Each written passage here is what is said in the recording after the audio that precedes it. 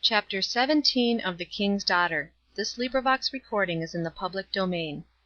King's Daughter by Pansy. CHAPTER 17. Little Mamie's Death. How unsearchable are his judgments, and his ways past finding out. All day long had Dell Bronson been in and out of Sam Miller's home, moving with that quick yet softly tread, which betokens that there is much to do, and need for that sort of quietness that prevails when a solemn stranger is being entertained. She had spent much time there during the last 3 days. She came in now bearing a host of white flowers, and went with them to the inner room. Mrs. Mason followed her, and the two stood together looking down on little Mamie. The child had never lain in so beautiful a resting place before, and surely no sleep could be sounder or sweeter than that which held the eyelids close, and wreathed a faint pure smile around the quiet mouth. Little Mamie had suffered her last stroke for the cause of rum. She would never shiver and pale again, because of her father's unsteady step. In her little delicate coffin she slept undisturbed. Dell showered the flowers over her, placed a tiny white bud in her little waxen hand, then stood waiting in pitying silence while the poor desolate mother studied through blinding tears the features of her lost darling. "She is too sweet to be put in the ground," she moaned. "Only see what a smile on her face, and she holds the flower just as though she was looking at it when she dropped asleep. Oh, I can't have her buried in the ground. Oh, Miss Bronson, she is too sweet and pretty for that." "She is not too sweet for heaven," Dell said, tenderly. "You must not think of her as buried in the ground. You cannot imagine how beautiful the place is that she has gone to." But Mrs. Miller's heart was too sore for comfort. "I wanted her to live," she sobbed. "I needed her. I knew that she could do what I couldn't. She was fond of her father, Miss Bronson. You can't think how she loved him, and he loved her too. Folks needn't think he didn't, for he did. He was like a lamb with her always, when he was himself, and she could coax him to do most anything she wanted him to. She had begun to coax him to go to them temperance meetings of yours, and, Miss Bronson, you know he went once. And I know she could have got him over on the right side, if she could only have lived, but now he'll go to ruin faster than ever, and God knows I wish I was dead and laid in the coffin with my darling." And then the great scalding tears burst forth afresh, and dropped on the waxen face before her. So natural the little one looked, that it seemed like she would put up her hand to wipe away the tears. What was there for Dell to say? The way looked dark enough, certainly. The mother's one comfort in life had been her fair-haired, sweet-faced, gentle-voiced Mamie. And Dell knew how, aside from all the deeps of love that the mother heart lavished on her one lamb, there was always the hope that the father would be won over from his evil ways by this child. He loved her. Dell, who had seen them often together, did not in the least doubt it. And now nothing seemed more probable than that, stung by terrible remorse, goaded by every separate blow that he ever let fall on the frail body, stung especially by those last blows only the night before Mamie was taken sick, he would plunge recklessly into drink to drown his wretchedness. It was a dark, dark way. She could not wonder that the poor mother wept and moaned over this open coffin, refusing to be comforted. There was but one ray of comfort. She turned again and again to that. "But, Mrs. Miller, think. You have not lost her, she is only gone a little way, and isn't it good to remember that she will never suffer any more? You know," this last spoken hesitatingly, for she knew she was treading on sensitive ground, "you know she had a great deal to suffer here, and that is all over now. No more pain or trouble of any kind for little Mamie." Mrs. Miller rose up from her crouching posture beside the coffin, and dried her eyes while she spoke rapidly, almost fiercely.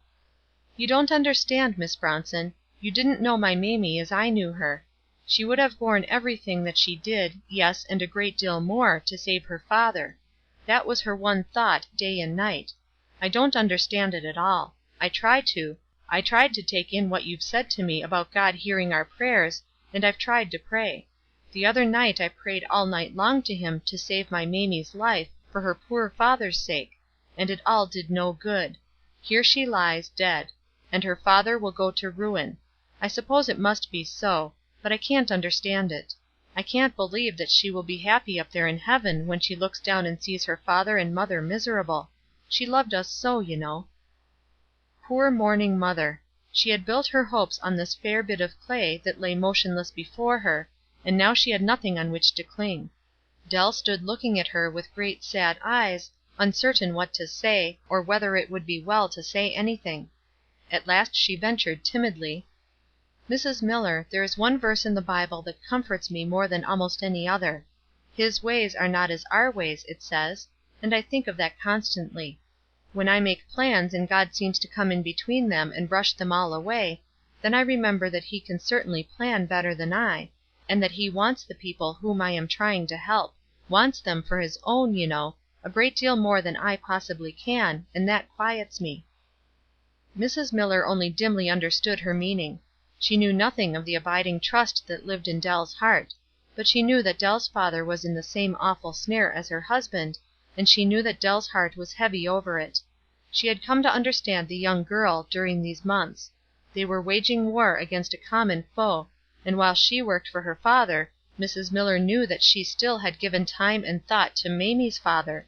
Thus it was that she had let this girl dress little Mamie for the last time, and lay her in her coffin bed, and cover her with flowers. Everything was done now, and already the people were beginning to gather to the funeral, so Dell drew the poor mother away. What a pitiful thing it was, yet what a wonderful thing, this human love! Here was this mother looking her last on her one treasure, her only child, yet mourning chiefly even then for her husband, who had as surely been the means of placing her thus early in her narrow bed, as though one of his cruel blows had sent her suddenly to join the dead. The house had been very neatly and even tastefully arranged. Dell had tried to give it as little as possible the appearance of a drunkard's home. The burden was heavy enough to bear, without exposing the wounds more than was necessary to the outside world. The people were few and scattering who came to little Mamie Miller's funeral. Miss Emmeline Elliott led the choir, but she did not come, neither did the choir. But the mother had said only a little while before, "Couldn't they sing a hymn, do you think? Mamie loved to hear singing so much." And Dell had answered unhesitatingly, yes, they would sing a hymn. So now she looked about her, somewhat startled to find that no choir appeared. It was the usual custom, she knew, in Lewiston. It had not occurred to her that they would not be likely to come, because it was only Sam Miller's child. So when, after much looking about her, and much questioning of Tommy Truman, she began to understand the matter, she turned with flashing eyes to Mr. Tresevant. She had not seen him, save from the pulpit, since that evening when he bade her good bye, 3 weeks before. But she spoke to him at this time, as though she had seen him but yesterday. "Mr. Tresevant, Mrs. Miller wishes to have singing." "I don't know how to manage it," he said, looking troubled. "If I had known it before, I would have tried to induce some of the choir to come, but there is not one of them here." "I can manage it," Dell said briefly. "I will sing." "Will you wish to sing entirely alone?" he asked her in a startled way. "No," she said, looking past him toward the doorway, where some one was entering. "Mr. Forbes will sing with me." Now it chanced that Jim Forbes, mindful of his old friendship for Sam Miller, and of sundry red-cheeked apples that he had given little Mamie, thereby winning himself to love her, had asked and obtained an hour's leave of absence to attend the funeral. And it also chanced that Dell, sitting beside him in Sabbath school, had occasionally heard him burst forth into splendid song, so now she went forward at once to claim his assistance. He was startled and confused and gratified all in one. "But, Miss Bronson, I can't sing anything that you can," he said, blushing fiercely. "Then I will sing something that you can," she answered quickly. "You can sing, 'There is sweet rest in heaven,' for I've heard you. Well, we will sing that."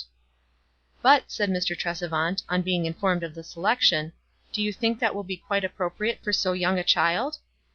"Yes," said Dell, with stern eyes and firmly set lips, "entirely so. If any one ever needed rest from the heavy burdens of life, it is poor little Mamie." So it came to pass that never was a sweeter and tenderer requiem more sweetly sung than that which floated around Mamie Miller's coffin. But Dell tried in vain to soften the despairing feelings in her heart, and find appropriateness to the services that followed. "The Lord gave, and the Lord hath taken away, blessed be the name of the Lord," quoted the clergyman. And Dell thought of the bruises and scars all over the poor little body, and felt rebelliously that rum had taken her away. When he talked of the providence of God, she thought drearily of the bottle of rum in Sam Miller's closet. In vain she tried to make the service seem other than sacrilege. Her faith was strong enough to grasp the thought that dear little Mamie was at rest, but it seemed to her overwrought heart that it was the earthly father's cruelty, not the heavenly Father's love, that had taken her from earth. Very dark looked the world. Sam Miller's heavy, half averted face and bloodshot eyes, and the bowed mother's look of absolute despair, were alike suggestive of gloom and hopelessness; and the clergyman's smooth, gentle tones, as he dwelt upon the great army of little children redeemed unto God, jarred painfully. The little children were safe and glad. Yes, she believed that; but the fathers, such as these, who had abused their trust, and made it impossible that their little ones should stay with them, should they be soothed to rest and sleep by the words of peace? Ah me! Dell was down in the depths, where so many Christians often fall. She had lost sight of the thought that in spite of the woe and want, and wickedness and weariness of this wicked world, God reigns. Well, the very small procession followed Mamie to that little grave under a maple tree, and the father bit his white lips until the blood came on them, and the mother moaned in the very bitterness of desolation as they lowered that tiny coffin, and the minister's calm voice said, "Earth to earth, and ashes to ashes, and dust to dust," and then they went back to the dreary house, the father and mother and Dell. All the rest went away to their work, to their study, to their play; but Dell came back and set the chairs in less formal array, and drew up the paper shades, and put away in a little box one small wreath that had lain on Mamie's breast, put it with a curl of hair and a little speck of a locket that Mamie had worn and loved, and made a cup of tea and a bit of toast that the poor mother could not eat. Finally, she must go home. They would have to take up their burden of living alone. She could not help it, there was no excuse for longer tarrying. Out on the gate, through which she would have to pass, leaned Sam Miller. She was sorry for that. The stricken mother might have pity in her heart for him, but Dell felt little. Her heart was bitter toward him. She did not want to meet him or speak to him. He held open the gate for her to pass, and as she was doing so, swiftly and with a silent bow, he stopped her. "Miss Bronson, I suppose your father can do without me to night?" he said, hesitatingly. "Yes," Dell said; he would not be expected that night. "There was something else," he said, as she was moving on. Will you tell your father that he will have to get some one else to do his work after this? I can't come there any more." Dell turned eager, hopeful eyes upon his face. "I am so glad to hear you say so," she said, earnestly. "I have been hoping you would find better work. Where are you going?" "I don't know," he said, with a grave, determined face. "I haven't got to that yet. I only know what I ain't going to do, and I'll tell you what it is, Miss Bronson, because I think you will be glad to know. I ain't going to touch another drop of rum, so help me God. I promised my little Mamie that, when I was all alone with her a few minutes, the night before she died, and I mean to keep the promise. My wife don't know anything about it yet, but Mamie knows, and God knows." It is impossible to give you an idea of the solemnity of Sam Miller's tones. They impressed Dell with a sense of respect such as she had certainly never felt before for him, and also a certain sense of awe as if he were being sustained and strengthened by some unforeseen power. She held out her hand to him, having no words to say. He grasped it eagerly, and then asked in a very quiet, determined tone: "Have you got your pledge book about you, Miss Bronson? I mean to sign the pledge, and I'd like to do it to night, partly because I shall feel stronger after it's done, and then I think Mamie would like it." "And your wife," Dell said, as she drew forth her unfailing pocket companion, a tiny black covered pledge book. "Why, Sam, only think what a world of comfort you are going to bring to her sad heart to night." "Yes, it will comfort her. Mamie thought of that, too. She planned that I should tell her after we come back from her grave." Then he rested the little pledge book on the post of the gate, and wrote with steady hand the name Samuel Miller. Home through the deepening twilight sped Dell. Home, and up to the quiet of her own room. Her heart was in a tremble of thanksgiving and self-reproach. How utterly she had distrusted her father! With the very weapon which she in her wisdom had felt sure would destroy, God had spoken to the soul in danger, and turned his footsteps. And Dell sought her knees in thankful and repentant prayer.